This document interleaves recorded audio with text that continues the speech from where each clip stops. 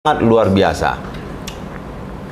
Dulu saya masih ingat pernyataan Pak Jokowi pada saat menggantikan Presiden SBY sebagai Presiden Republik Indonesia.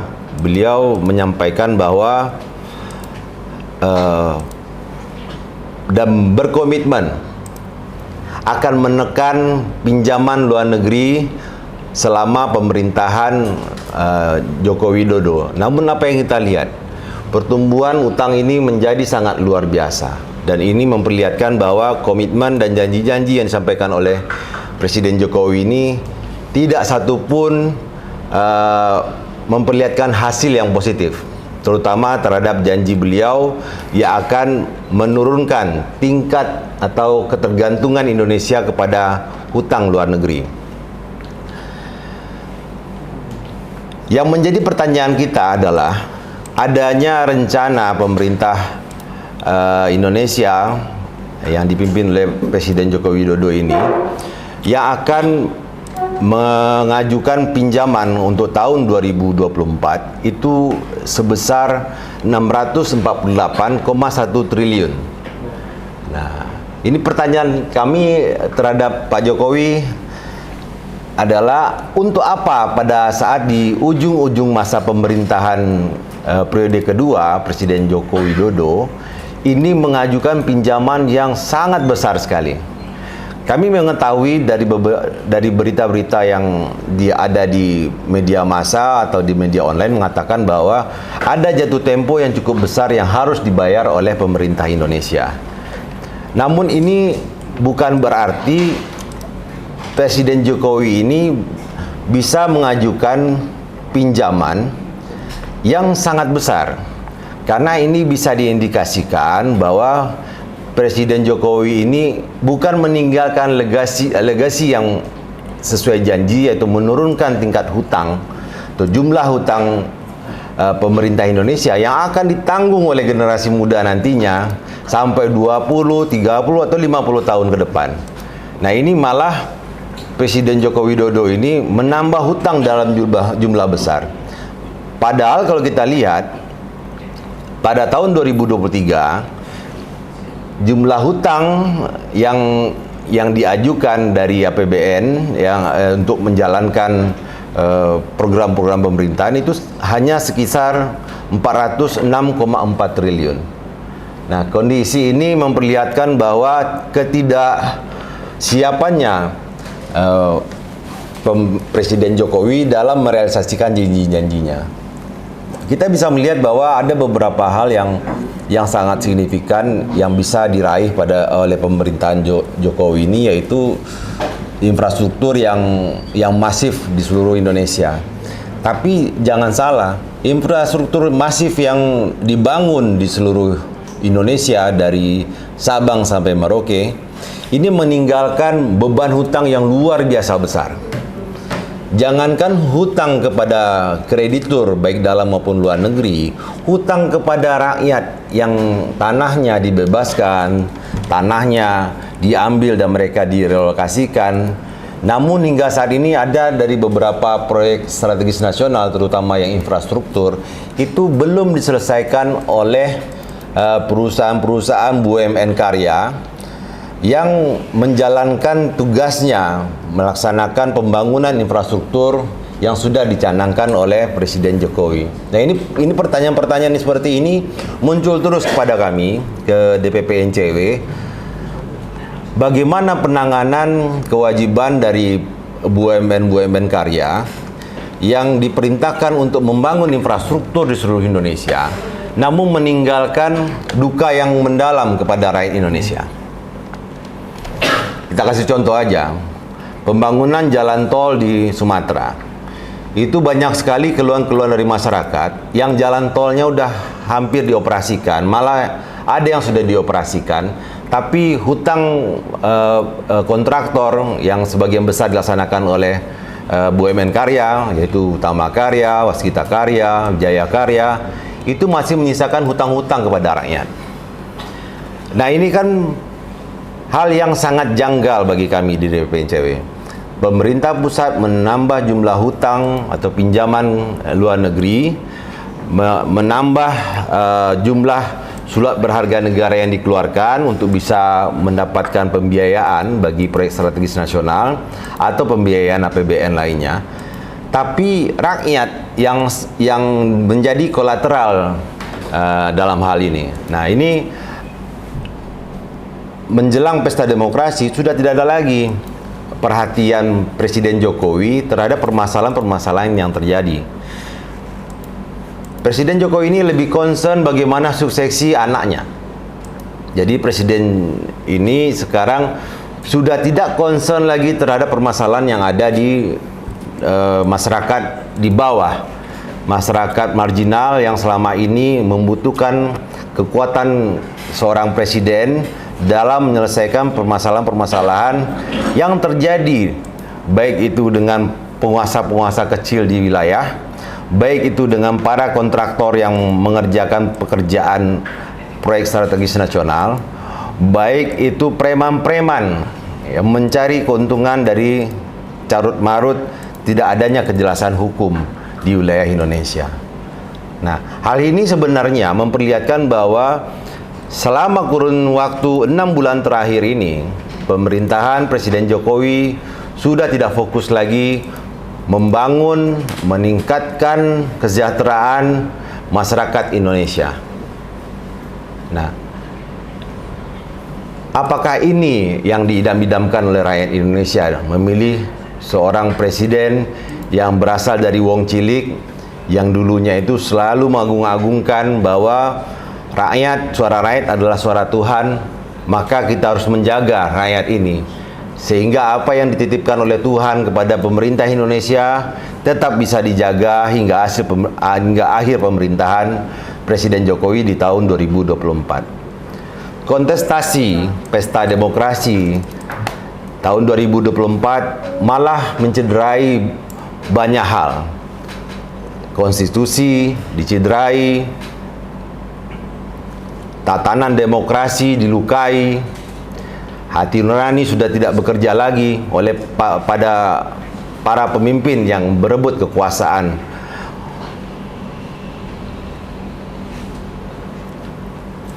Kenaikan hutang yang ingin disampaikan oleh Jokowi ini, kami mencermati apa yang disampaikan oleh Menteri Keuangan Sri Mulyani merupakan keniscayaan bahwa memang Indonesia membutuhkan tambahan hutang. Karena kurun waktu 2020 sampai 2022 akhir, pandemi yang COVID-19 yang menyerang Indonesia membuat pengeluaran pemerintah itu luar biasa besar, dan pemasukan pemerintah sangat rendah sekali. Tapi pertanyaan kita kan satu, apakah pengeluaran yang dikatakan meningkat itu pemerintah Indonesia, ya kan, itu berkaitan dengan penanggulangan atau pencegahan menyebarnya COVID-19 di Indonesia? Jika memang pengeluaran terbesar itu adalah untuk penanganan COVID-19, paparkan secara terbuka seberapa besar pengeluaran yang digunakan untuk penanggulangan pencegahan pandemi COVID-19. Ini masih menjadi pertanyaan besar bagi seluruh rakyat Indonesia, bahwa ada pinjaman yang luar biasa besar yang pada saat itu aktivitas sangat rendah sekali karena semuanya itu dalam diminta untuk bekerja dari rumah, PSBB. Nah, tapi pengeluaran pemerintah boleh dikatakan hampir 2 kali lipat dibandingkan sebelum pandemi. Nah, ini kan menjadi pertanyaan,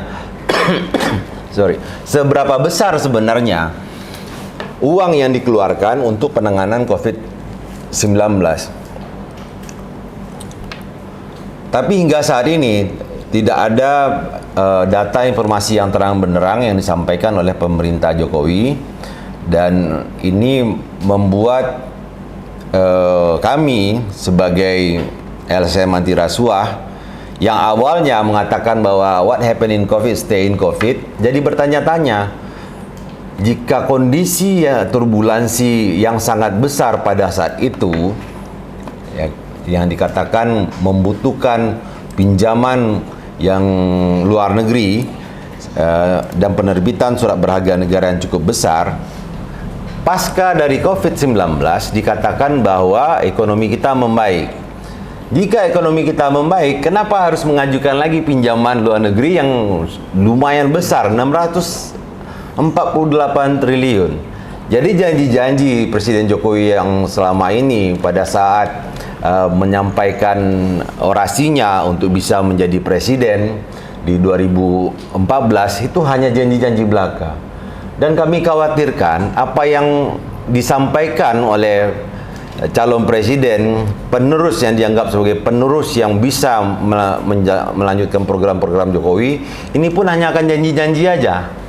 Dan ini terlihat pada beberapa kesempatan, terutama pada saat calon presiden dari Koalisi Indonesia Maju melaksanakan kunjungannya ke Malang.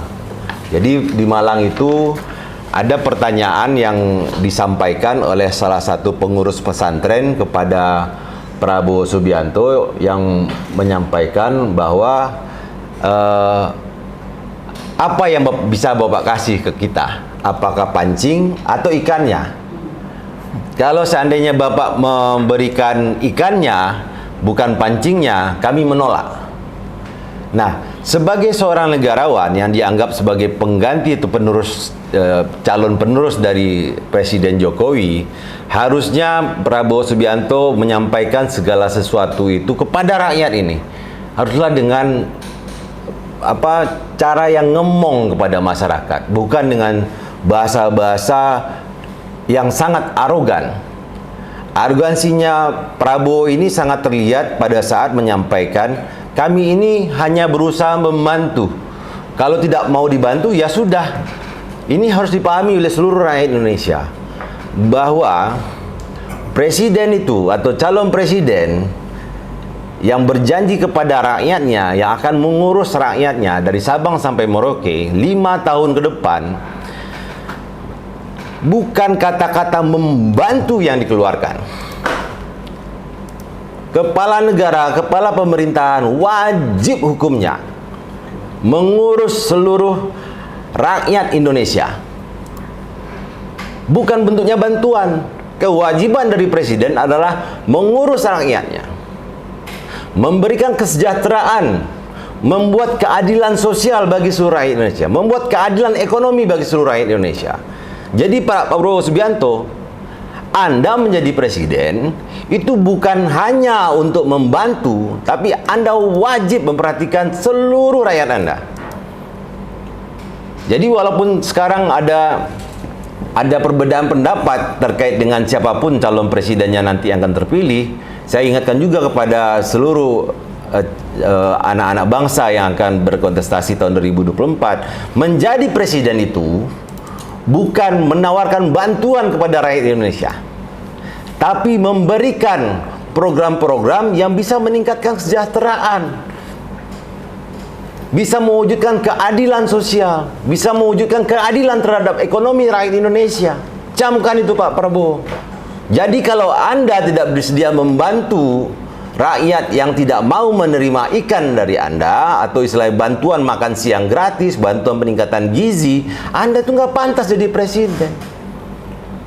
Arogansi Anda ini Pak Prabowo memperlihatkan bahwa Anda ini hanya melanjutkan kekuasaan yang diberikan oleh Joko Widodo.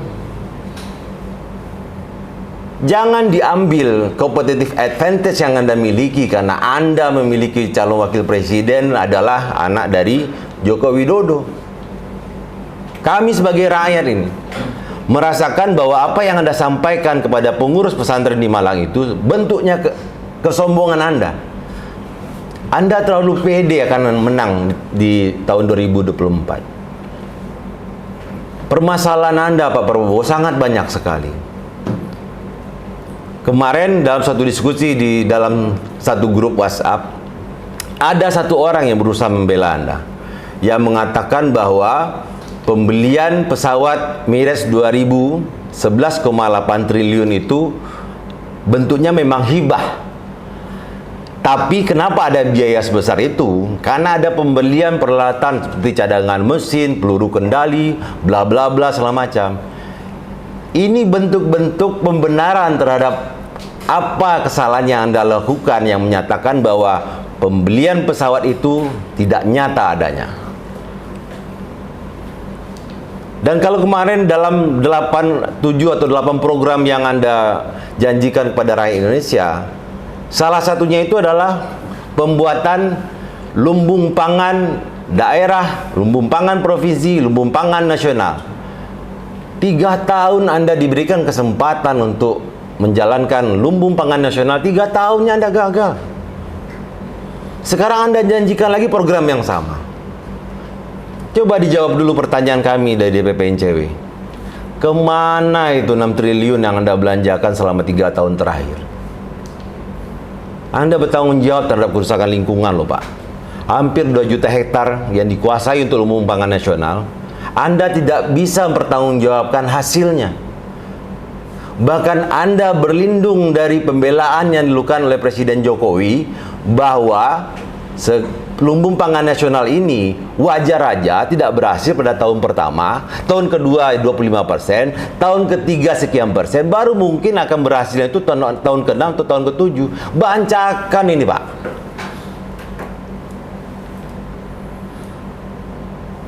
Dulu saya ingat Prabowo Subianto mengatakan bahwa bocor lebih dari 1.000 triliun per tahun anggaran bocor. Ini Bapak lakukan.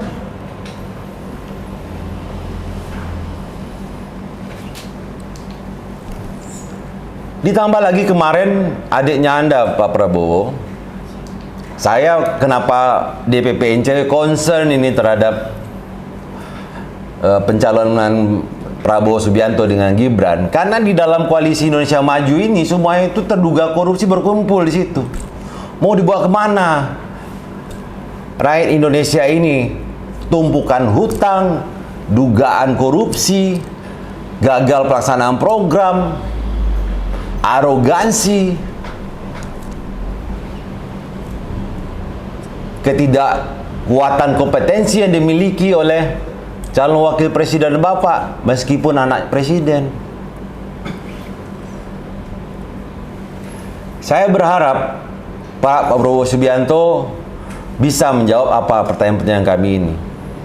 Kami mengetahui bahwa ada beberapa orang yang diperintahkan oleh kelompok-kelompok Bapak untuk bisa mencari dari mana kami bisa mendapatkan hal seperti ini. Tapi percayalah Pak Prabowo, bagi kami siapapun calon presiden tidak ada masalah. Tapi kalau Bapak kangkangi demokrasi, Bapak tabrak konstitusi hanya untuk memenangkan kontestasi di tahun 2024, NCW dengan rakyat akan bergerak untuk melawan. Ini semua rakyat harusnya sadar bahwa apa yang dipertontonkan saat ini di mata telanjang ini adalah bentuk-bentuk kekuasaan yang kembali ke rezim Orde Baru. Kemungkinan untuk bisa meningkatkan kesejahteraan masyarakat, memberikan keadilan pada seluruh rakyat Indonesia, baik itu di bidang hukum, baik di bidang ekonomi, itu sangat jauh sekali dari harapan masyarakat. Apa yang dipertontonkan saat ini? Hutang bertambah, tiba-tiba pada saat Prabowo menyampaikan akan memberikan makan gratis, akan memberikan suntikan gizi kepada anak-anak dan ibu hamil. Anda dapatkan dari mana? Dengan santai dan lantangnya sampaikan. Dari penguasaan iup-iup yang dimatikan oleh Menteri Investasi Bahlil Lahadalia. Ini oknum menteri ini, sudah kami katakan, terduga korupsi, melakukan moratorium atau mematikan iup-iup, baik iup nikel, iup emas, iup batu bara. Kemudian si oknum menteri ini menyuruh orang-orang sekelilingnya atau kroni-kroninya untuk bernegosiasi dengan para pengusaha yang dimatikan iupnya itu. Jika ingin dihidupkan lagi iupnya, harus memberikan kontribusi. Nah, ini yang Anda janjikan. Jadi kalau Anda bilang Koalisi Indonesia Maju akan membentuk nama Badan Penerimaan Nasional, itu aneh menurut saya. Untuk apa badan penerimaan nasional? Oh, masing-masing lembaga dan kementerian itu sudah memiliki pos masing-masing kok untuk penerimaan negara. Ada pajak kok. Ini badan apa lagi? Inilah badan yang akan dibentuk oleh Koalisi Indonesia Maju yang kami duga ini akan menjadi bancakan besok. Apa kompetensi yang dimiliki oleh organisasi-organisasi yang membantu pemenangan Prabowo Gibran untuk mengelola IUP, izin usaha pertambangan? Apa kompetensinya? Kenapa hasil dari IUP yang dikelola, yang diberikan mungkin secara cuma-cuma oleh oknum Menteri Investasi ini, Balila Adalia, ya kan, yang diharapkan bisa menghasilkan uang hampir 400 triliun untuk bisa memberi makan anak-anak yang untuk menghindari stunting dan peningkatan gizi ibu hamil. Dan pertanyaan saya, apa seperti itu mengelola negara? Indonesia dikenal sebagai negara yang memiliki kekayaan mineral tanah jarang terbesar di dunia. Jadi rare earth mineral yang dimiliki oleh Indonesia ini yang terbanyak di dunia. Ada 17 rare earth mineral yang dimiliki oleh Indonesia. Tapi bukan berarti dengan cara seperti itu Pak Prabowo Subianto dengan Gibran Rakabuming Raka menjanjikan janji-janji manis, ngambil uang, mengelola IUP izin usaha pertambangan untuk melanggengkan kekuasaan. Jangan, Pak. Rakyat ini sudah terlalu menderita yang tidak mereka ungkapkan selama 9 tahun terakhir ini. Kenapa? Karena media-media dilarang untuk menyampaikan informasi yang sebenarnya. Contohnya nih, yang nyata di depan mata. 2 bulan yang lalu NCW menyampaikan bahwa terjadi penurunan hati nurani dari penguasa pada saat rakyat direlokasi di Pulau Rempang.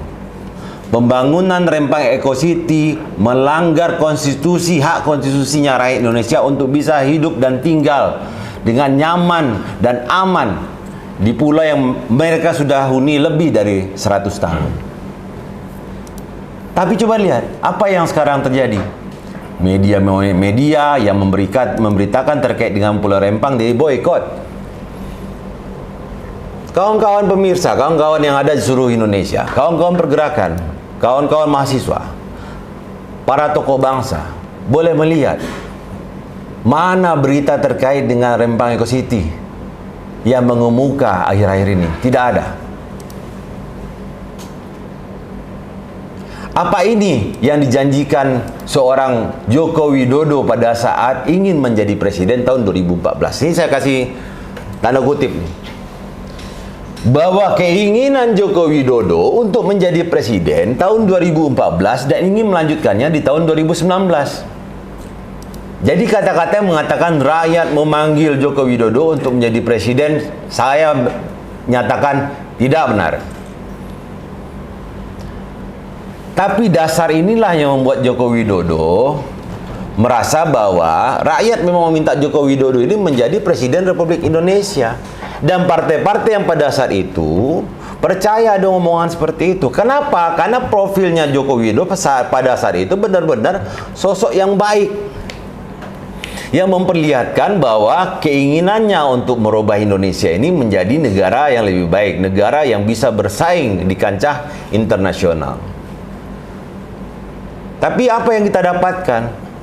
Legasi yang ditinggalkan oleh Presiden Jokowi ini malah legasi yang sama buruknya dengan legasi yang ditinggalkan oleh Presiden Soeharto di zaman Orde Baru.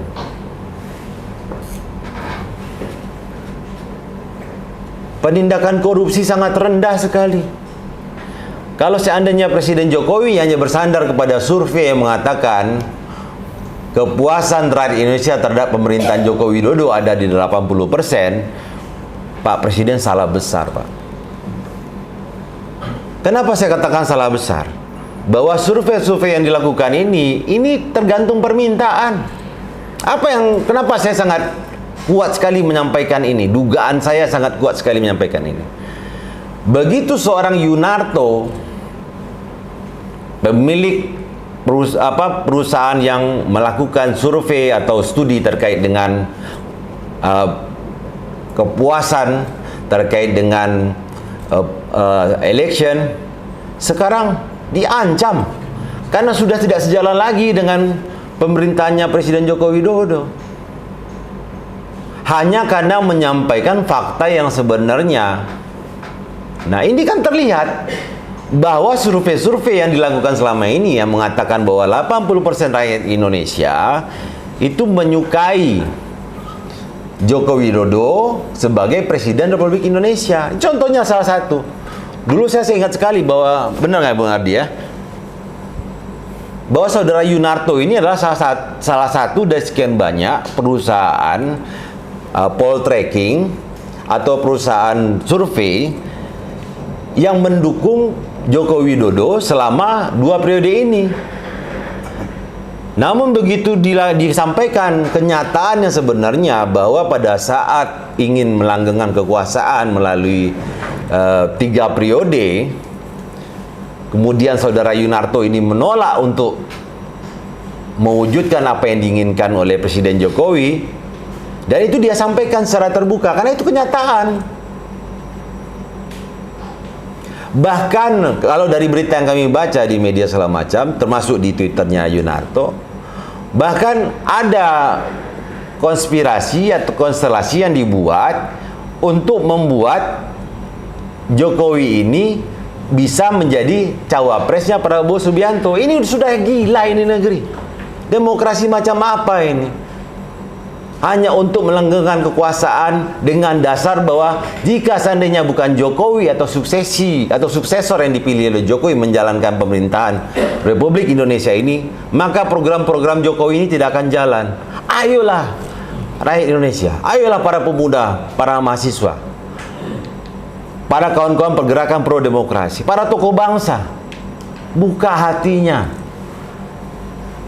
bahwa apa yang terjadi saat ini di Indonesia ini sudah jauh dari impian para founding father yang mendirikan Indonesia, yang bersumpah tahun 1928 bahwa Indonesia ini akan menjadi satu kesatuan. Ini yang diperlihatkan sekarang oleh, mohon maaf ini Pak Presiden, yang Bapak lakukan sekarang ini secara langsung maupun tidak langsung memecah belah anak-anak bangsa. Bapak dikotomikan bahwa ada penguasa dan ada oposisi. Dan sekarang Bapak bertindak seolah-olah Bapak penguasa yang tidak akan bisa diambil alih kekuasaannya. Ini saya ingatkan rakyat Indonesia, seluruh kawan-kawan di luar sana. Terima kasih pada awak media, para jurnalis, para kawan-kawan wartawan yang selalu memberitakan kita. Pelanggaran konstitusi yang Pak Presiden lakukan dengan meloloskan Gibran menjadi cawapres, dengan menjadikan Kaisang menjadi ketua umum PSI, itu ada pelanggaran konstitusi, Pak. Saya pikir kemarin pada saat kami menyampaikan ini terbuka bahwa Bapak melanggar Undang-Undang tahun 28, Undang-Undang nomor 28 tahun 1999, di mana penyelenggara negara harus bebas dan bersih dari korupsi, kolusi, dan nepotisme, akan bisa menyadarkan Bapak. Minimal Bapak bisa berkonsultasi kepada para pembantu Bapak. Bapak bisa panggil itu Pratikno itu, yang merupakan guru politik Bapak. Benar nggak yang disampaikan oleh rakyat saya ini, bahwa yang saya lakukan itu melanggar Undang-Undang nomor 28 tahun 99, melanggar TAP MPR, bahwa penyelenggara negara itu harus bersih, bebas dari korupsi, kolusi, dan nepotisme. Tapi Bapak nggak lakukan. Yang lebih mirisnya lagi, para tokoh bangsa, beberapa pengamat politik, beberapa cendekia, ya kan, bukan melakukan koreksi positif terhadap pemerintahan Joko Widodo saat ini. Saya kemarin berpikir Effendi Ghazali ini, mohon maaf ini Pak Effendi Ghazali, saya pikir Mas Egy ini seorang yang benar-benar pro demokrasi, seorang yang benar-benar memegang teguh prinsip sebagai akademisi, bahwa yang benar itu adalah benar, yang hak itu adalah hak, yang batil itu adalah batil. Saya nggak tahu ini Mana sekarang benar-benar tokoh bangsa? Mana benar-benar sekarang orang-orang, para akademisi yang benar-benar tahu bagaimana berdemokrasi, yang benar-benar tahu bagaimana susahnya kita menjaga konstitusi ini menjadi dasar bagi rakyat Indonesia untuk menjalankan negeri ini. Kekayaan kita ini dijaga melalui konstitusi. Keadilan, baik itu sosial maupun ekonomi bagi rakyat Indonesia, dijalankan menggunakan konstitusi dengan turun-turunannya. Geram saya ini.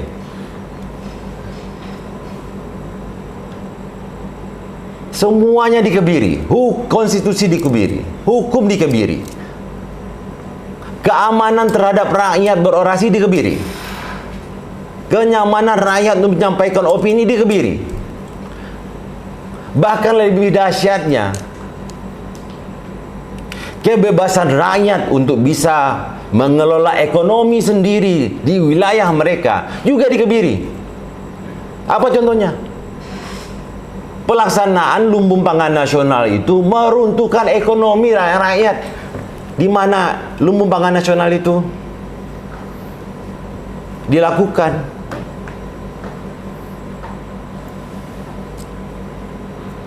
Sampai kapan Indonesia akan seperti ini? Keterlibatan keluarga yang terlalu besar membuat Pak Jokowi sudah tidak jernih lagi dalam berpikir. Dulu Pak, saya selalu mengikuti perjalanan Bapak. Bahkan di beberapa kesempatan saya melihat bagaimana dialektika yang Pak Jokowi lakukan dengan rakyat Indonesia. Bapak turun ke sawah, jalan di pematang sawah, Bapak ajak petani berbicara segala macam. Saya ingat sekali itu Pak. Itulah seorang Jokowi yang diinginkan rakyat Indonesia pada saat itu.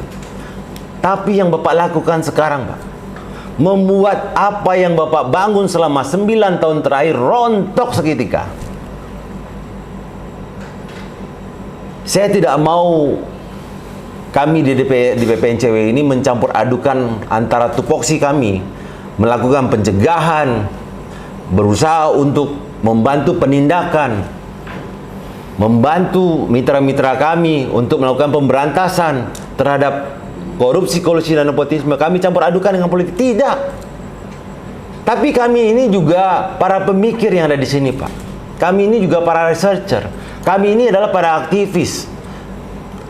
Tidak hanya aktivis anti rasuah atau anti KKN. Kami juga aktivis kami adalah aktivis pro demokrasi. Anti kami dengan monarki. Anti kami dengan oligarki.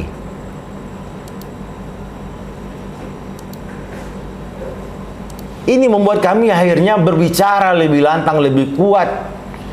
Dan kami akan terus berteriakan soal ini. Bahwa demokrasi yang berlandaskan konstitusi, yang dibangun dengan darah, dengan keringat, dengan air mata, dengan kehilangan kesedihan keluarga, hancur saat ini cuma gara-gara Bapak ingin melanggengkan kekuasaan dengan keluarga Bapak.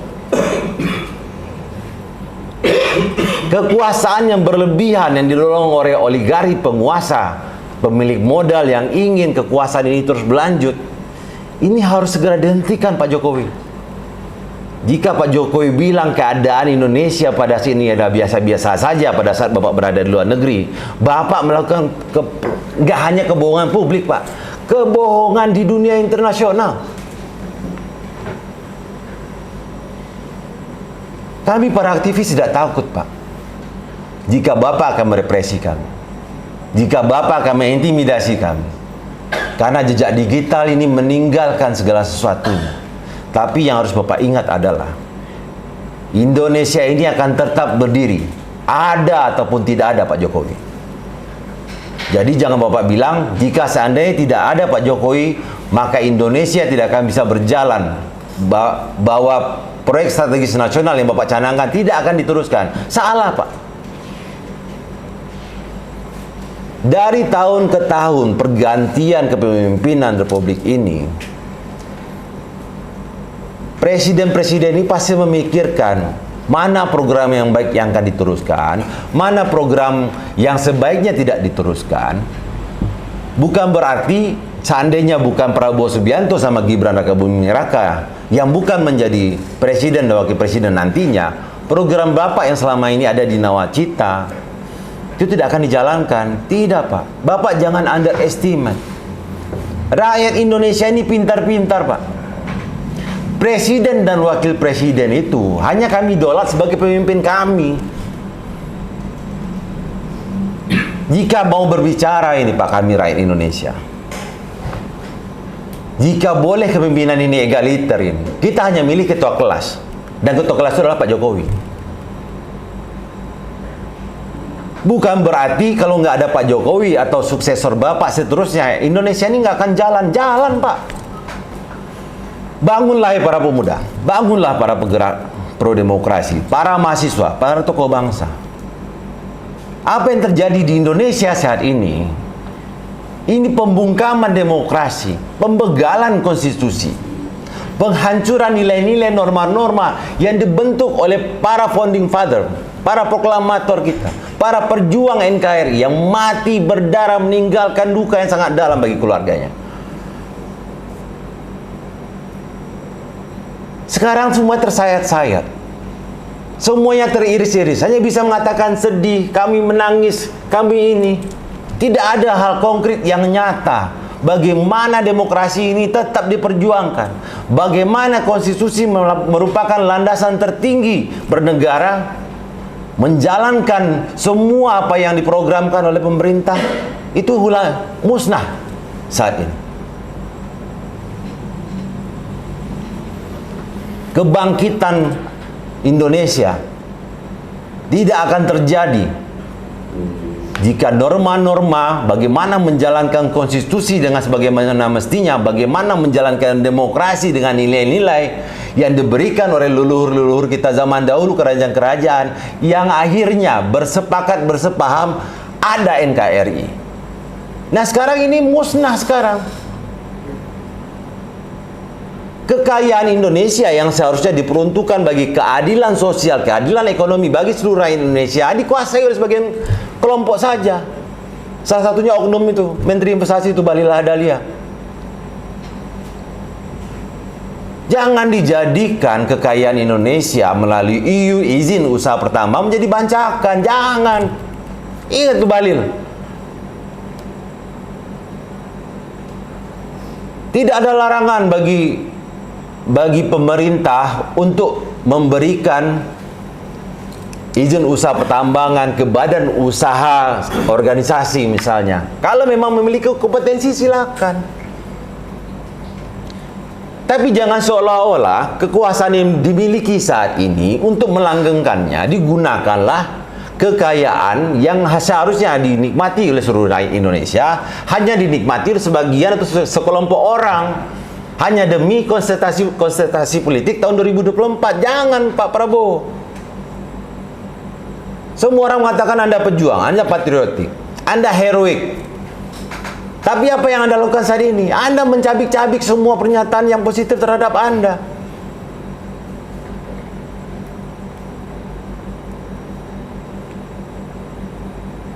Keinginan masyarakat ini adalah hidup damai.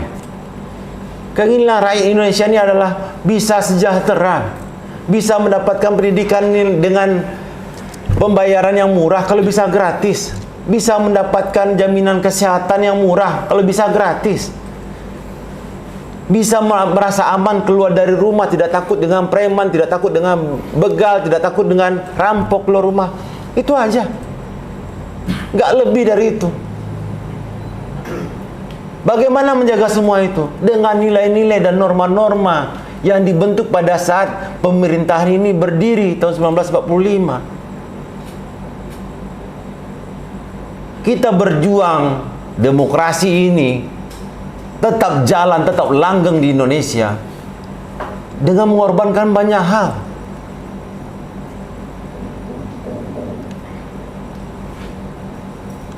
Kepentingan negara ini Pak Jokowi, Pak Prabowo, jauh di atas kepentingan kelompok, golongan, atau individu bapak-bapak. Republik ini harus jalan. Roda pemerintahannya harus jalan. Siapapun nanti pemimpinnya. Tapi jangan Bapak katakan jika bukan Bapak, jika bukan suksesor Bapak yang memimpin, ini negara, ini pemerintahan tidak akan jalan. Jangan Pak. Bapak memprovokasi rakyat Indonesia seolah-olah hanya Bapak dan kroni-kroni Bapak aja yang bisa memimpin negara ini.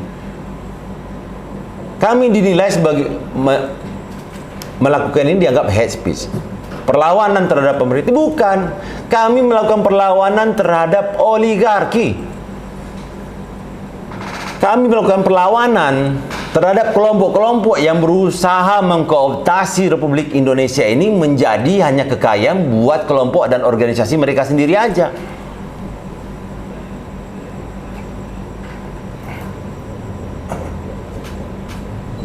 Kami di DPP NCW menghimbau seluruh mahasiswa yang selama ini hanya berdiam, hanya terbentuk kelompok-kelompok kecil aja, menyampaikan bahwa demokrasi ini dikebiri. Konstitusi ini tidak dijalankan sebagaimana mestinya. Hak-hak demi bisa mendapatkan kemaslahatan ekonomi, kemaslahatan terhadap hukum. Sekarang ini sudah jauh semuanya dari impian rakyat Indonesia.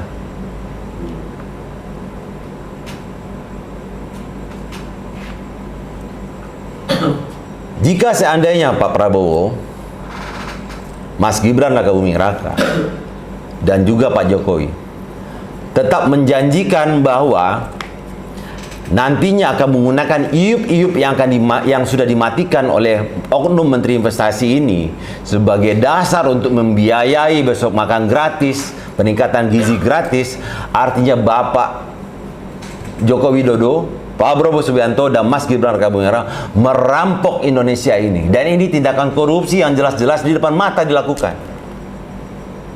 Kami akan lawan itu. Tidak ada penyesalan bagi kami menyatakan mosi tidak percaya terhadap pemerintahan Republik Indonesia yang dipimpin oleh Joko Widodo.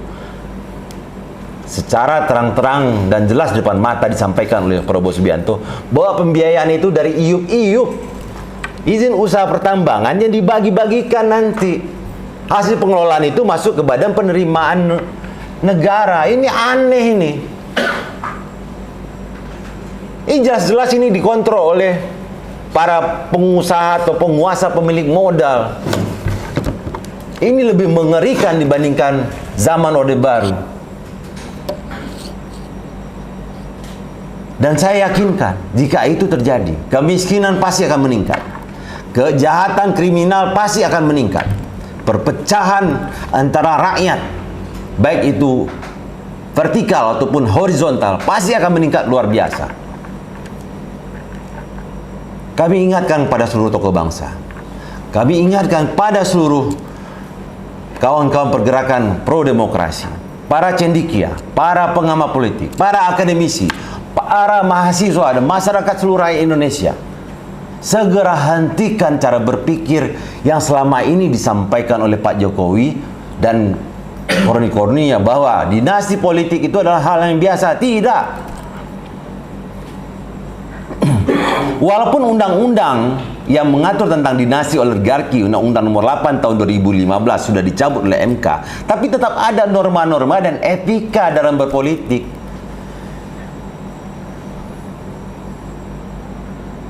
Tetap ada fatsun dalam berpolitik yang harus dijalankan oleh partai-partai politik dan para politikus, para penguasa yang ada di Indonesia.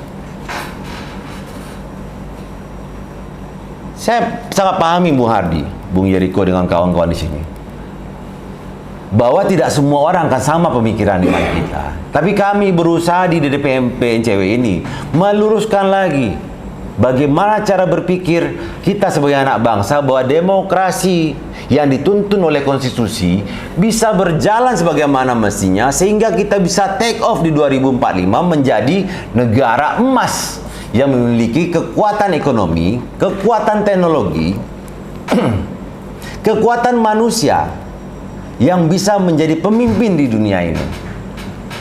Tapi jangan lukai itu, Pak Jokowi. Saya berharap Bapak bisa menyadari ini. Saya tahu tidak ada seorang bapak pun yang tidak ingin anaknya berhasil. Tidak ada satu orang tua pun tidak ingin ada kesuksesan terhadap anaknya.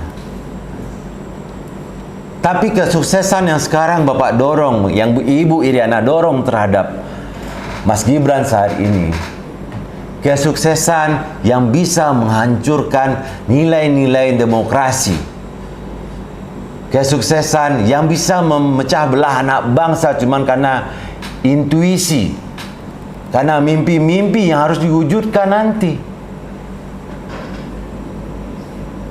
Jika kekuasaan ini terlalu besar, maka kami akan berusaha menghentikannya.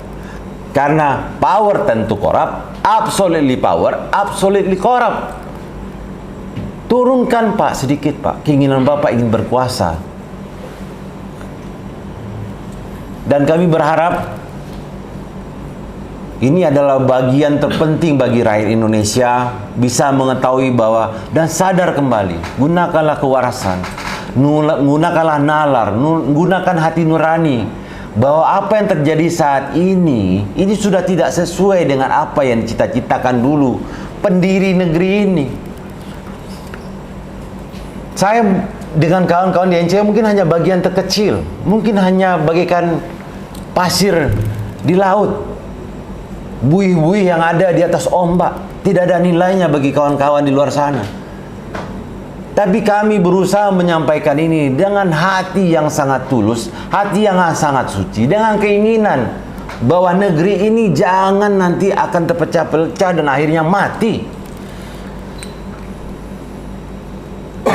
Tidak ada keinginan kami ingin menjadi bagian dari kekuasaan nanti akan tercipta di tahun 2024. Yang kami inginkan adalah kedamaian, keadilan sosial dan ekonomi bagi seluruh rakyat Indonesia. Dan kami berharap itu terwujud. Hentikan Pak penggunaan iup-iup yang akan Bapak janjikan untuk konsultasi Bapak tahun 2024. Jangan kangkangi demokrasi Pak. Jangan dibegal lagi konstitusi. Sudah cukup yang terjadi di MK kemarin itu menjadi pembelajaran bahwa kekuasaan dan keinginan yang berlebihan dari orang yang sudah berkuasa lebih dari satu periode itu nyata adanya. Dan kami ingin itu dihentikan segera. Ada tambahan Mbak Hardi? Oke. Kalau kita bicara kayak gini kan nggak henti sampai jam 2 pagi pun bisa kita bicara.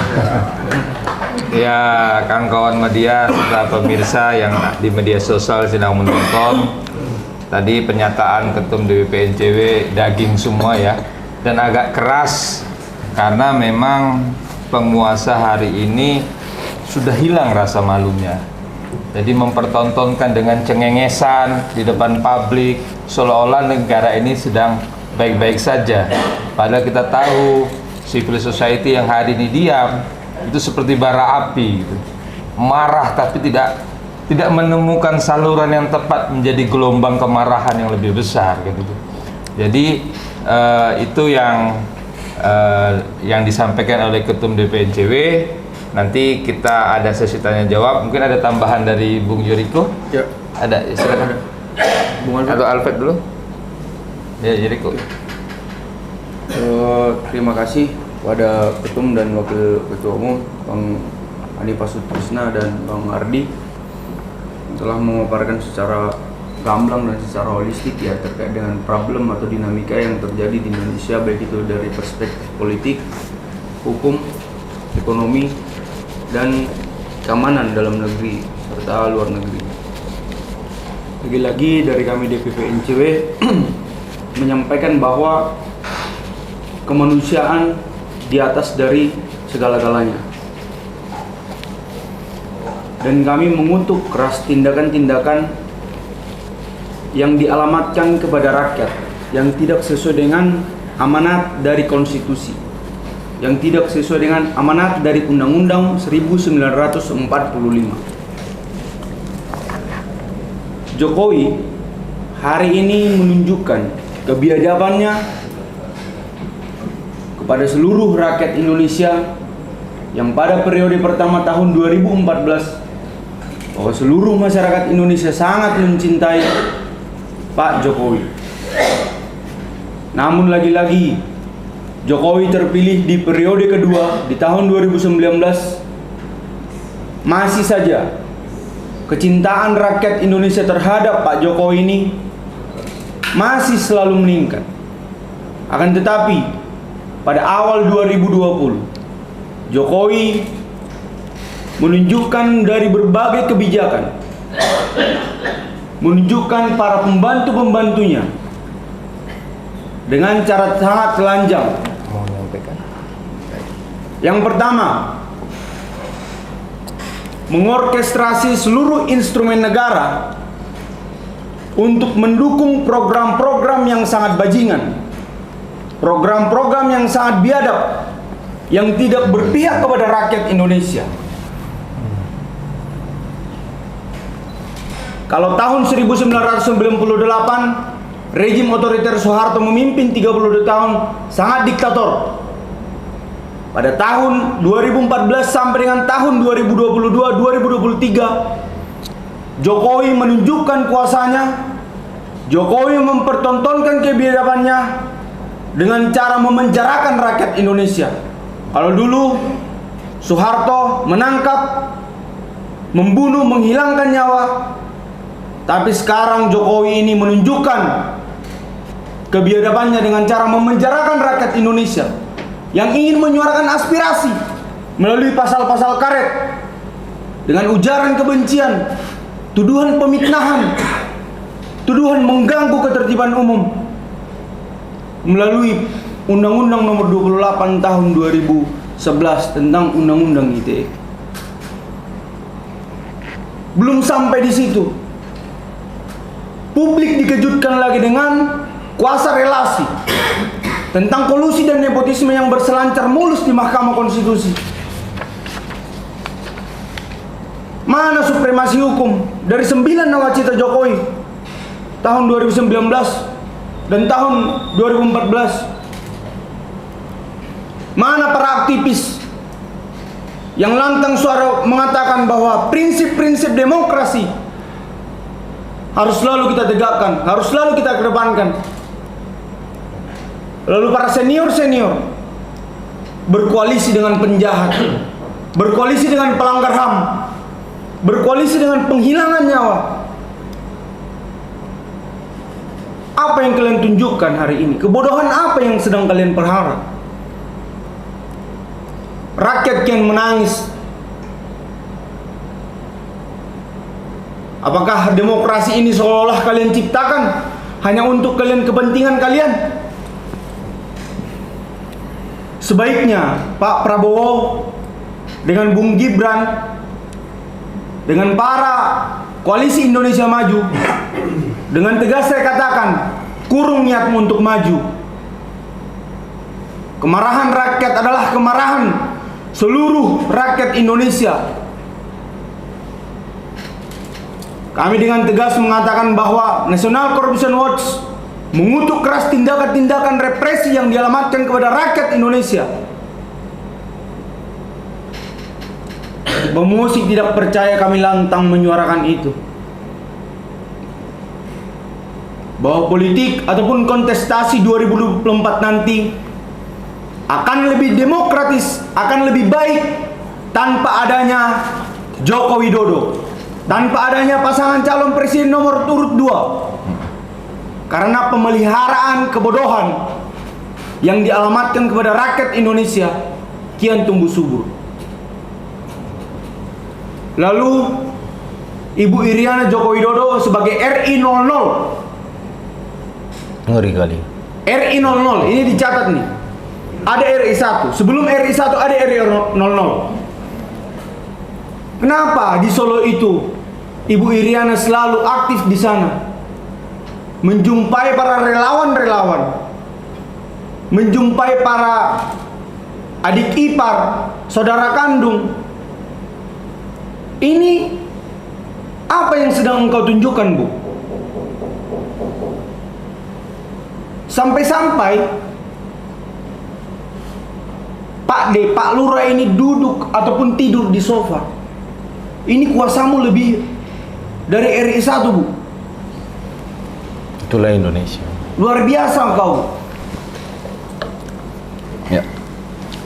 Ini saya mau sampaikan bahwa pada tanggal 14 Februari nanti, tepat juga di hari Valentine, bahwa kasih sayangmu Bu Iriana, bahwa kasih sayangmu Pak Prabowo ini akan terwujud dengan pengunduran dirimu dari calon presiden dan calon wakil presiden Gibran Rakabuming Raka. Jangan tunjukkan lagi kebodohan yang kau pelihara. Yang kalian pelihara, rakyatlah menjadi korban dari kepentingan yang kalian buat. Bahwa yang telah disampaikan oleh Ketum DPP NCW Bang Hanif tadi, jangan engkau peralat sumber kekayaan alam Indonesia untuk para pendukung. Iup-iup engkau hidupkan, iup-iup engkau bagikan kepada kroni-kronimu. Lalu hasilnya engkau buat untuk mensuksesi anakmu. Mana prinsip-prinsip demokrasi, mana prinsip-prinsip dari keadilan itu? Di atas segalanya Pak Jokowi adalah kemanusiaan. Apapun itu kepentingan, bahwa ini menjadi catatan buruk bagi sejarah penegakan hukum Indonesia. Ini menjadi catatan buruk bagi kami pemuda yang selalu digaungkan sebagai agent of change, agent of control, iron stock and moral force. Ini engkau lukai Pak. Jangan sampai ini terpelihara bagi generasi yang akan datang. Stop pembungkaman ruang demokrasi, stop represi aktivis, stop represi civil society. Jangan kungkung kami, jangan penjarakan kami dari demokrasi. Terima kasih, ini mungkin hanya pengantar. Kami akan memenuhi jalanan-jalanan hitam sebagai bentuk garis, sebagai bentuk perlawanan kami. Karena jalanan hitam itu adalah sebagai garis perjuangan kami sampai menuntaskan apa yang dialamatkan kepada rakyat Indonesia, bahwa kedaulatan tertinggi berada di tangan rakyat dan sepenuhnya dijalankan oleh rakyat. Terima kasih. Oke, terima kasih kawan-kawan media, Bung Yoriko. Ya, ini mewakili anak muda ya.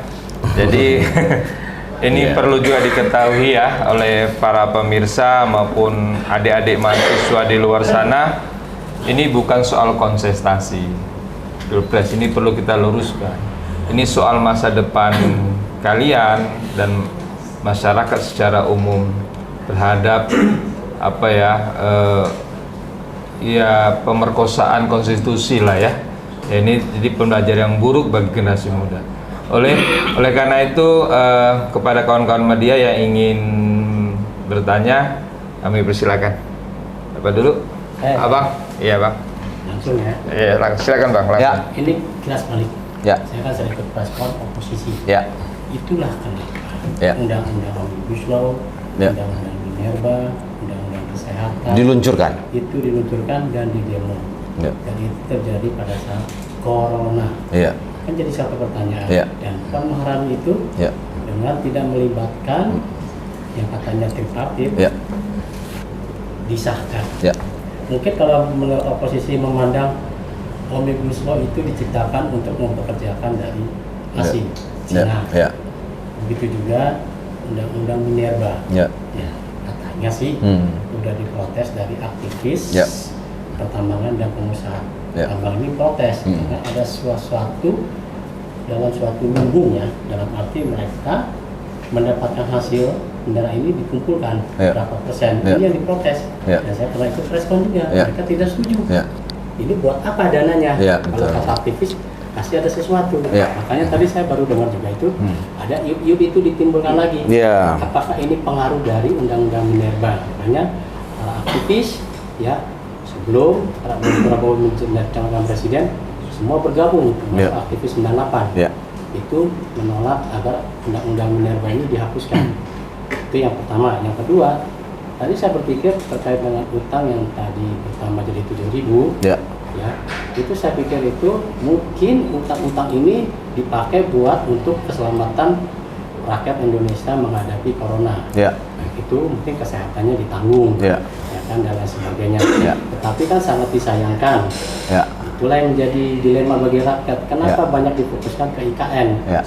Kalau yang saya ikuti beberapa bulan yang lalu di Kementerian Keuangan Sri Mulyani, Ya. untuk tahun ini aja 45 atau 43 itu di subsidi APBN itu ke IKN. Ya. Mungkin untuk tahun depan mungkin sekitar 50. Ya. Katanya Bu Sri Mulyani total semua anggaran APBN untuk di IKN itu 400-an Triliun. Ya. Tapi kalau menurut oposisi, apakah ini menjadi utang lunas Iya. buat negara Cina? Itu oposisi bilang berkata begitu. Iya, iya. Jadi dalam arti timbal balik. Ya. Yang mungkin ada pengelolaan utang atau dana sebagainya. Termasuk salah satunya proyek kereta cepat Bandung, Ya. Jakarta. Bentar lagi mau disebut Surabaya. kereta cepat Surabaya. Tidak tahu berapa anggarannya. Ini yang saya sering ikuti Ya. omongan dari oposisi. Makanya dilema, sangat dilema pas setelah kejadian MK. Ya. Termasuk sudah dipecat sama MKK. Kenapa kok dari kubu pro yang sekarang saya lagi rame mulai menarik kubu Anies Ya. untuk bergabung? Ya mungkin katanya ada isu-isu untuk pemajuan Jokowi atau bagaimana, karena mereka kecewa. Ya. Itu aja. Tapi Nasdem berkata ada Iya. omongan itu, walaupun dia menolak. Iya.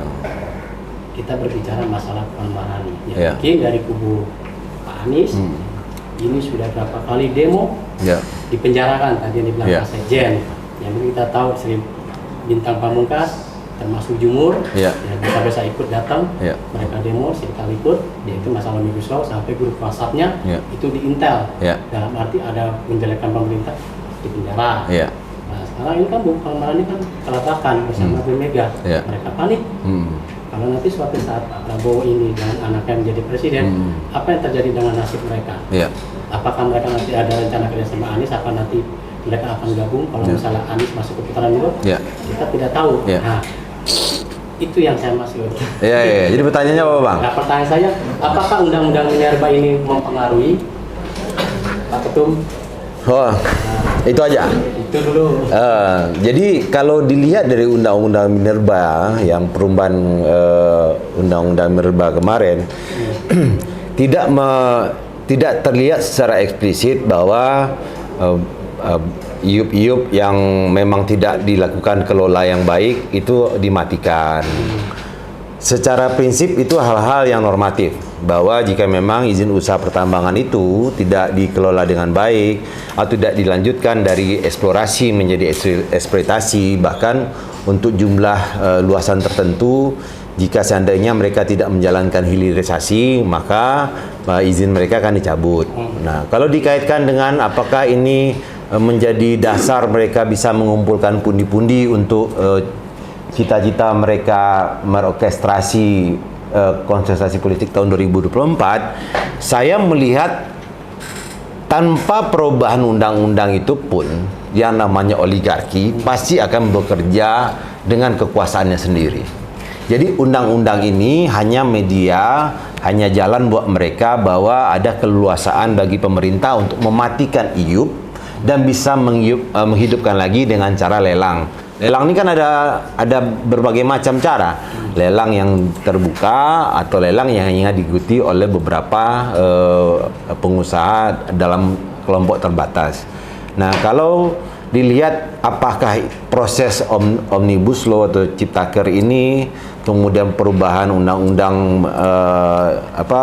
undang-undang Minerba 3 tahun 2020. tahun berapa? Nomor 3 tahun 2020. Nomor 3 tahun 2020, kemudian pelarangan ekspor biji nikel ke luar negeri sehingga Tiongkok investornya masuk ke Indonesia bikin industri hilirisasi yang pembayaran pajaknya pun nggak seberapa, tapi lingkungan rusaknya itu luar biasa. Rakyat di lingkungan tambang pun tidak mengalami peningkatan ekonomi yang signifikan, ya kan? Malah banyak bencana alam yang terjadi seperti banjir, tanah longsor segala macam. Nah, saya melihat bahwa apapun turunan dari peraturan undang-undang yang dibuat oleh pemerintah itu hanya media aja, dasar dari mereka bahwa tindakan yang mereka lakukan itu benar. Tapi kalau dikatakan bahwa khusus undang-undang itu dibuat untuk mengumpulkan uang, saya rasa tidak sedemikian kuat hubungannya. Tapi apakah memiliki kaitan yang kuat dengan kondisi saat ini yang terjadi? Iya. Bahwa membebaskan orang asing untuk bekerja di Indonesia, walaupun sebenarnya pekerjaan yang dilakukan itu sangat bisa dilakukan oleh anak-anak bangsa.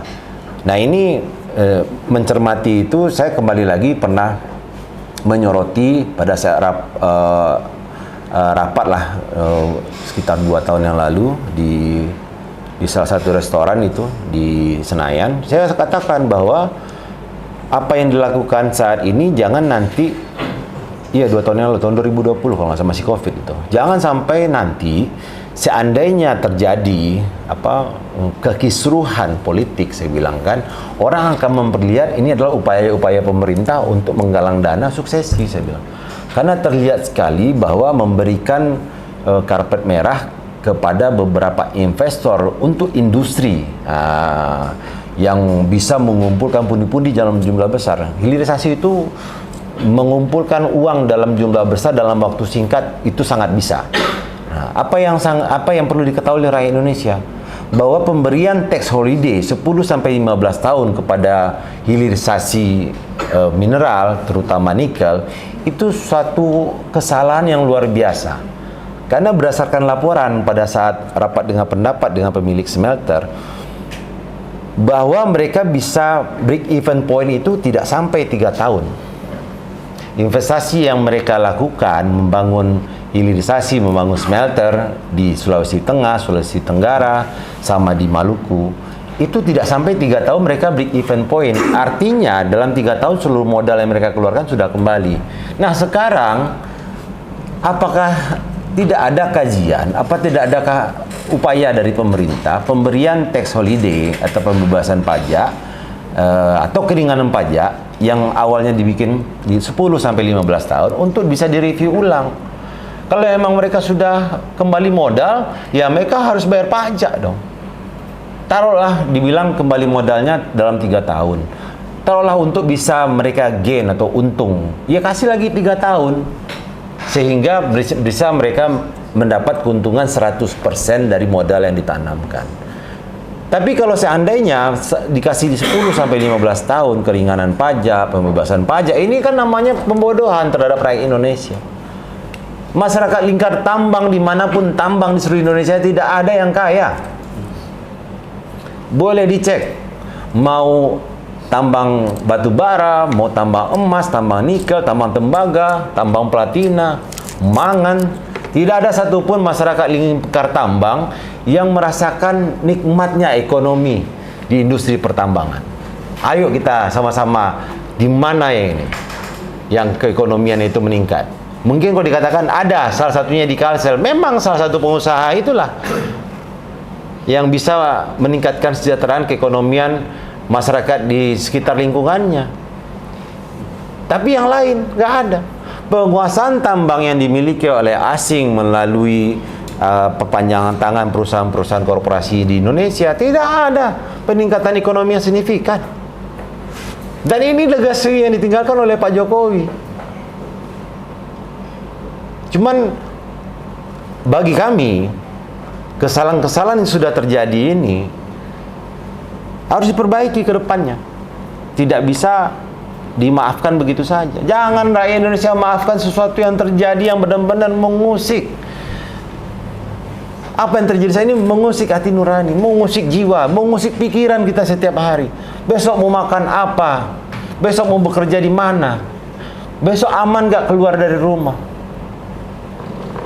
Besok pulang kuliah dibegal nggak? Pulang dari pasar dijamret nggak? Rumah ditinggalkan, dikuras, dirampok, dicuri nggak? Nah ini kondisi kerawanan sosial saat ini yang jadi concern bagi rakyat Indonesia. Hal-hal besar seperti abang sampaikan tadi itu udah masuk di pemikiran mereka. Tapi ini kan bentuknya bancakan yang jelas di depan mata. Makanya pembagian iup-iup serampangan seperti ini oleh Menteri Investasi, ya kan? Ini adalah contoh-contoh bahwa jika masih kabinet ini juga yang nanti dipertahankan, yang di bawah koalisi Indonesia Maju saat ini, kami menduga bahwa besok bancakan korupsi akan menjadi-jadi dan semakin menggurita, makin besar. Makanya rakyat Indonesia, gunakan hati nurani.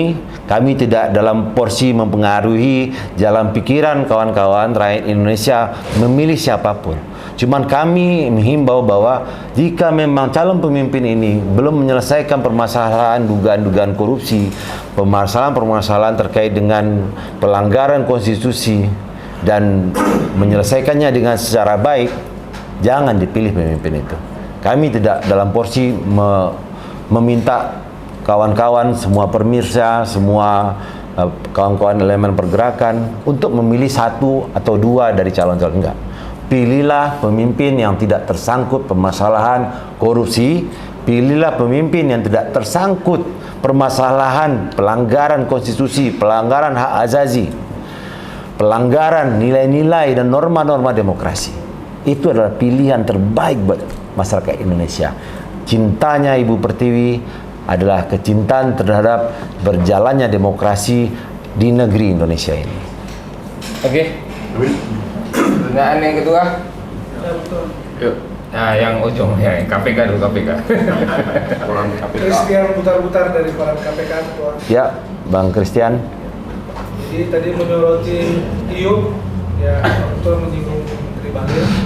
Sebenarnya penerbitan IUP itu kan sudah menjadi persoalan yang setiap mau pemilu pasti gampang. Ya. Gak hanya pada saat momen besok ini Pak Ketua, mohon izin. Ya. Karena memang penerbitan IUP ini kenapa gampang, karena dibutuhkan dana fresh untuk penyelenggaraan gitu Ketua. Ya. Sehingga pengkajian maupun kelayakan itu nanti kurang diperhatikan, sehingga akan terbit berbagai masalah 3 bulan setelah pilu. Ya. Itu saya tahu persis Ketua, karena sudah pernah mengerjakan berita itu. Nah, yang kedua Ketua, bagaimana menghentikan rezim ini atau pemerintah Jokowi melalui Menterinya Bahlil untuk IUP ini, ya kan, dan deadline-nya bagaimana sehingga masyarakat tidak hanya mendapat penjelasan, namun kan masyarakat butuh NCW ini benar-benar menyatakan sesuatu dan ada hasilnya gitu. Iya. Dan saya senang sekali tadi Ketua bilang tidak ada wilayah pertambangan yang masyarakatnya itu menikmati. Ya. Betul sekali Ketua. Jadi saya pernah ke Pekanbaru, di sana Katek sudah lama sekali, Ya. bukan Betul. baru. Di Rumbai ya? Di Duri Rumbai. Iya, dan Ketua itu. Jadi pertanyaan saya, bagaimana action real dari NCW dalam menggalang masyarakat juga tentunya yang ingin ikut berpartisipasi, berjuang meluruskan apa yang tidak baik di negara ini, yang melanggar konstitusi, undang-undang dan sebagainya, itu mungkin sangat lebih dinantikan. Penjelasan Ketua sangat profesor, kelas profesor udah sangat jelas Ketua. Nah, yang kedua adalah mengenai media yang dilarang memberitakan hal yang sebenarnya, itu kan sudah dikondisikan. Betul. Dengan koalisi yang sudah kita lihat begitu Ketua. Nah, kekayaan menyinggung Pak Yeriko tadi, kekayaan dijaga oleh undang-undang, saya rasa itu perlu pengkajian, diskusi dan sebagainya komprehensif sehingga itu benar-benar dilaksanakan oleh pemerintah, karena pemerintah kan dasar hukum dia menjalankan kan harusnya berdasarkan konstitusi dan undang-undang. Nah, itu lebih intelektual lagi tuh bagaimana NCW dalam melaksanakan kajian dan mengundang profesor dan secara kontinuitas melaksanakan diskusi tersebut, sehingga itulah menjadi pakem pemerintah. Sehingga dalam waktu singkat ini Pak Jokowi akan sangat terganggu tidurnya ketika NCW lebih real gerakannya gitu. Nggak hanya demo-demo Ketua. Mohon izin. Siap. Makasih Bang Christian. Jadi apa yang Abang tanyakan terkait dengan setuju dengan pendapat kami, terima kasih. Tapi ini memang kenyataan atau fakta yang terjadi di Indonesia, bahwa sejak negara Indonesia ini merdeka tahun 1945 dan masuknya para liberalis, kaum liberal ke Indonesia membawa janji-janji ekonomi, seperti salah satu contoh yang Mas sampaikan di Rumbai sana atau di Duri, mulai dari Caltex sekarang menjadi Chevron dan kembali dikuasai sekarang oleh Pertamina. Masyarakat di lingkungan tambang itu tidak ada yang kaya. Mungkin ekonomi bergerak, iya, kita nggak bisa menyangkal itu. Tapi membuat lingkungan di sekitar itu menjadi kaya dan sejahtera, tidak. Nah, apa yang terjadi di Riau itu saat ini dibandingkan dengan yang terjadi di Sultra, yang terjadi di Sulteng, yang terjadi di Maluku Utara, yang terjadi di Kalimantan, masih jauh lebih baik. Artinya pada saat tambang itu ditinggalkan, kalau di sana mereka benar-benar Kaltek itu rapi sekali, jalan-jalan semua kebersihannya. Tapi kalau yang di Kalimantan, di Sulawesi, di Maluku, di Papua, ya kan, pasca tambang itu tidak dijalankan reklamasinya. Timbullah banjir, timbullah penyakit, timbul tanah longsor, segala macam. Dan ini bagi calon-calon presiden dan calon wakil presiden, saya belum melihat ada yang mengatakan bahwa akan merevitalisasi kawasan-kawasan eks pertambangan. Nah, belum ada nih.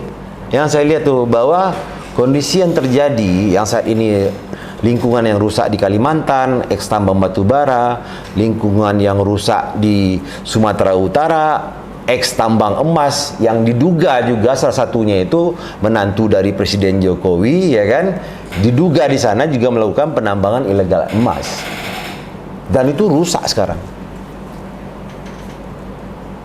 Nah, kemudian pertanyaan abang selanjutnya, pelanggaran konstitusi yang kita sampaikan oleh Presiden Jokowi ini, action selanjutnya apa? Ini kami sudah melakukan diskusi dengan kawan-kawan pergerakan ya, bahwa memang yang bisa melegalisasi, yang bisa melakukan koreksi positif terhadap Presiden Jokowi ini adalah wakil kita yang ada di DPR RI dan MPR RI. Pelanggaran konstitusi nyata seperti ini harusnya ditindaklanjuti dengan aksi atau respon yang seperti saya contohkan di Amerika. Pada saat Richard Nixon itu melakukan pelanggaran konstitusi, hak bebas berpendapat, hak untuk memiliki privasi dilanggar, jatuh itu Richard Nixon. Bukan jatuh, tapi dengan legowo dia sebagai negarawan mengundurkan diri. Tapi kalau abang berharap bahwa Jokowi akan mengundurkan diri, saya yakin tidak akan terjadi. Tapi dengan ketidakharmonisan Jokowi dengan Megawati kan itu menjadi trigger buat ketua Megawati, karena kan partai penguasa. Bagi kami hanya memberikan pandangan, memberikan opini bahwa pelanggaran konstitusi yang dilakukan oleh Presiden Jokowi ini dengan kroni-kroninya ini sudah pantas untuk kami nyatakan mosi tidak percaya terhadap pemerintahan Presiden Jokowi. Apakah mosi tidak percaya kami terhadap pemerintahan Jokowi ini sekarang menjadi masif, sekarang mulai diikuti oleh beberapa kelompok-kelompok dan elemen-elemen masyarakat yang akhirnya berujung kepada hak angket ataupun untuk memanggil secara resmi Jokowi untuk mempertanggungjawabkan pelanggaran konstitusinya, ini berakhir nanti ke pemakzulan. Nah, itu kami serahkan pada wakil kami yang di DPR RI dan DPR RI. Apakah sudah layakkah pelanggaran konstitusi yang dilakukan oleh Jokowi ini untuk dimakzulkan, ya kan?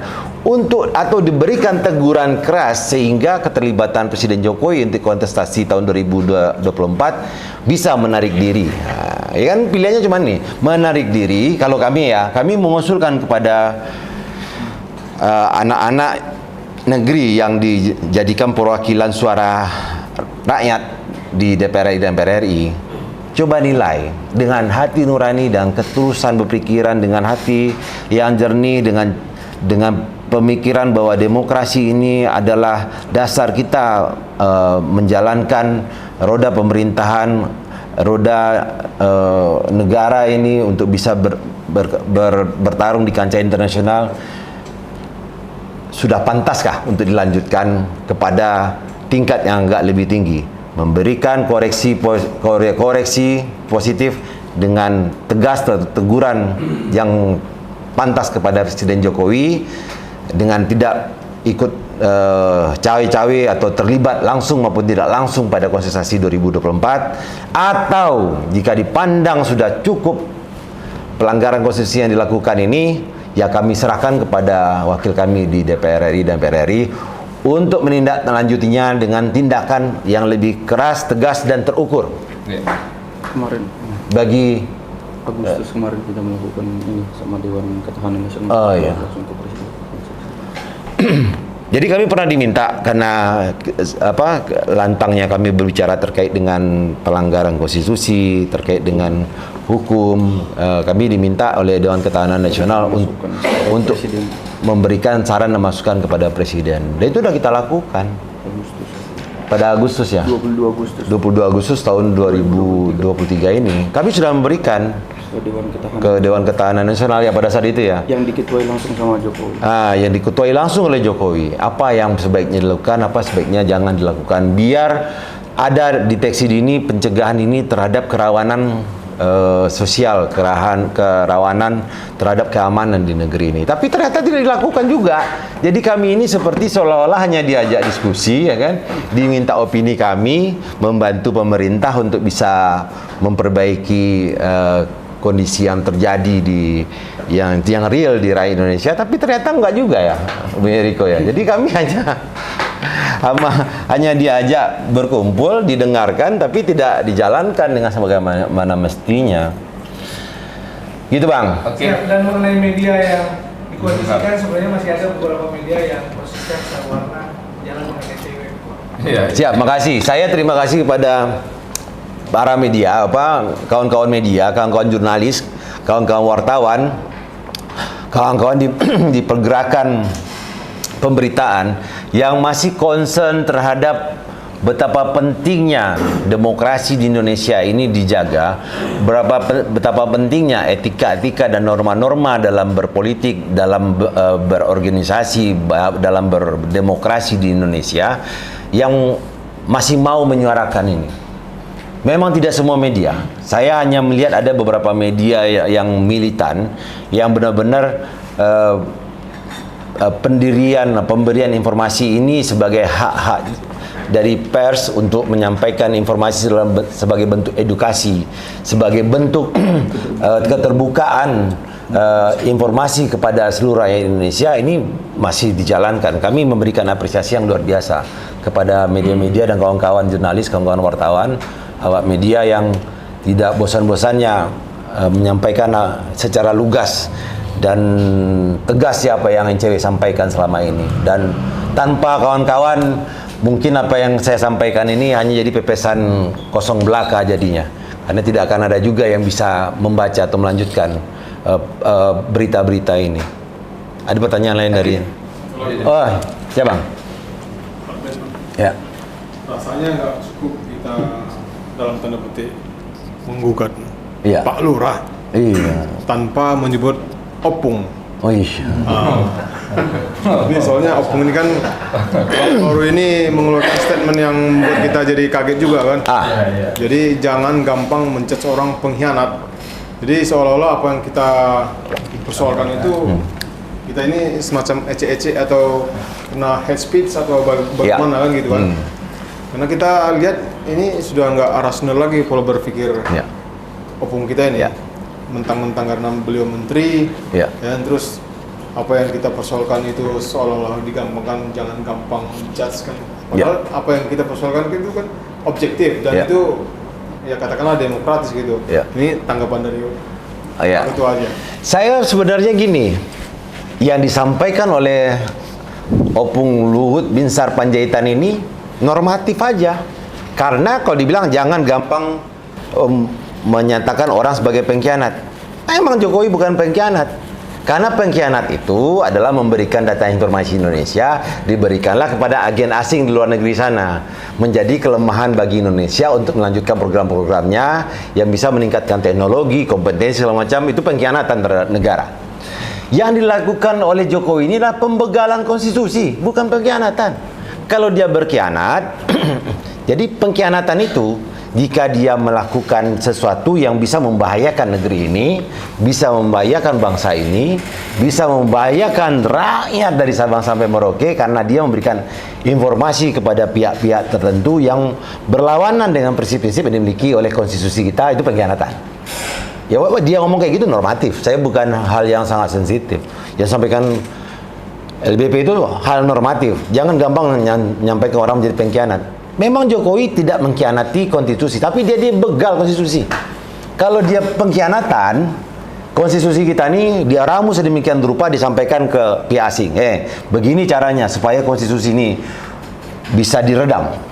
Begini caranya supaya Indonesia ini bisa dikooptasi, ekonominya bisa dikuasai. Itu pengkhianatan. Karena dia memberikan data informasi secara diam-diam atau terbuka atau apapun lah kepada pihak asing. Tapi yang dilakukan Jokowi ini saat ini adalah pembegalan. Jadi dia ini tidak memberikan ke pihak lain untuk bisa menguasai negeri ini, enggak. Dia begal lah konstitusi ini, dia begal lah sistem demokrasi di negeri ini untuk dia bisa berkuasa kembali. Jadi dia bukan berkhianat, benar LBP. Tapi kalau dia berkhianat kepada partai pengusung dia, itu pengkhianatan pribadi yang dilakukan demi nafsu politiknya. Keinginan dia untuk melanggengkan dinastinya, didorong oleh para oligarki. Tapi kan berkhianat nggak Jokowi terhadap Indonesia? Tidak, benar. Nah ini sekarang yang menurut saya Opung LBP ini dia berusaha mencerdaskan rakyat Indonesia.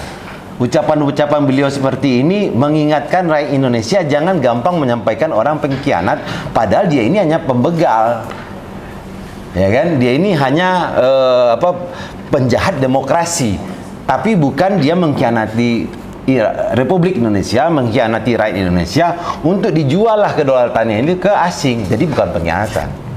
Jadi gitu Bang. Jadi kalau dibilang jangan gampang menyatakan orang pengkhianat. Iya, sebagai Presiden Republik Indonesia Jokowi tidak berkhianat dengan menyampaikan informasi secara lugas, baik itu diam-diam terstruktur, tersembunyi atau bagaimanapun ke negara lain. Tidak.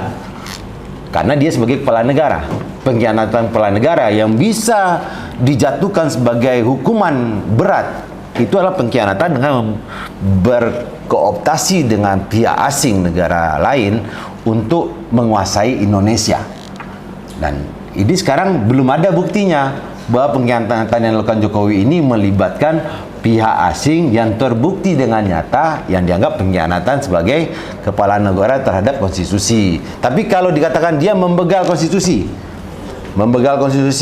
meremehkan norma-norma dan etika berdemokrasi, iya, itu dilakukan oleh Jokowi. Nah, jadi yang disampaikan oleh Opung ini menurut saya sih hal normatif yang berusaha mencerdaskan kita, menyentuh nalar kita bahwa yang dilakukan Jokowi ini adalah pembegalan.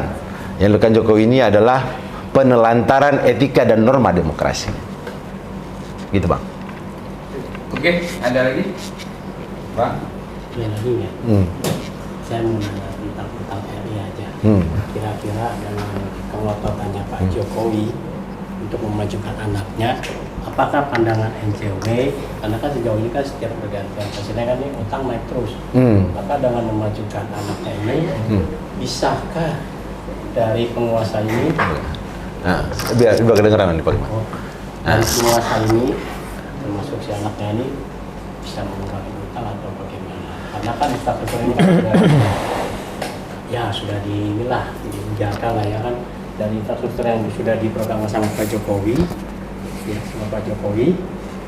Akankah nanti pada saat Pak Jokowi selesai, utangnya bisa dikurang atau tidak? Dengan NCW seperti apa? Ya walaupun nggak banyak nggak masalah. Iya. Setiap pergantian presiden Gini, selalu naik. gini Bang Kris. Jadi kalau saya, Pak Jokowi sebagai bapaknya aja nggak bisa menghentikan pertumbuhan utang luar negeri. Apalagi, mohon maaf ini, saya bukan mengecilkan fungsinya Mas Gibran, mengecilkan kemampuannya Mas Gibran yang mungkin dalam tanda kutip, saya belum ketahui banyak seberapa bisa sih Mas Gibran ini dalam mikro atau makro ekonomi ya. Cuman Presiden Jokowi yang diawakinya itu kabinet dengan orang-orang yang luar biasa pintarnya, yang diakui oleh dunia ya kan, tidak berhasil menekan jumlah pinjaman atau ketergantungan Indonesia terhadap pinjaman luar negeri. Terus tiba-tiba ada ya kelompok-kelompok yang menyatakan bahwa jika terpilih Prabowo dan Gibran maka hutang luar negeri Indonesia akan hilang. Kemudian penerbitan surat berharga negara akan berkurang. Semua utang-utang akan dilunasi. Ya, saran saya sih jangan terlalu muluk-muluk berjanji. Jualan kampanye. Karena Presiden Jokowi aja yang sudah 9 tahun ini mau menyelesaikan 2 periode, hutang ini meningkatnya itu 3 kali lipat. bagaimana nanti orang yang memiliki kapasitas yang tidak sehebat Jokowi. Kenapa saya bilang tidak sehebat Jokowi? Prabowo mengakui bahwa dia berguru ke Jokowi. Terus Gibran baru belajar berpolitik, jadi politikus, belum sampai 2 tahun, baru 2 tahun ingin menjadi cawapres. Wong gurunya saja nggak bisa menurunkan hutang kok, gimana muridnya mau menurunkan hutang? Kan dia bilang guru saya Jokowi. Apa iya murid akan lebih bentar dibandingin guru? Ini kan logika sederhana. Makanya lain kali Pak Prabowo hati-hati dalam berbicara. Bahwa Bapak itu adalah politikus sejati yang memiliki determinasi politik yang tinggi.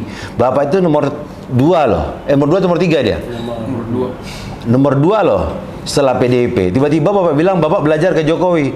Berarti kan kelas Gerindra ini sebenarnya di bawah sekali. Jadi inilah ketidaksiapan Pak Prabowo untuk kalah lagi. Akhirnya menyampaikan diksi-diksi yang menurunkan kredibilitasnya sendiri oleh Prabowo Subianto ini, dan yang dilakukannya ini bagi beberapa pendukung beliau ya kan masuk juga tuh ke dumas kita. Kekecewaan kawan-kawan itu karena kok tiba-tiba gurunya Prabowo Subianto ini yang kita idolakan adalah Jokowi. Padahal dulu Jokowi ini dianggap perpanjangan tangan dari para liberalis, para pengusaha asing kayak gitu kan katanya dulu kan. Nah, tapi kan ternyata kan sekarang Prabowo berguru. Nah, makanya dibilang kan ada istilah berguru ke padang datar apa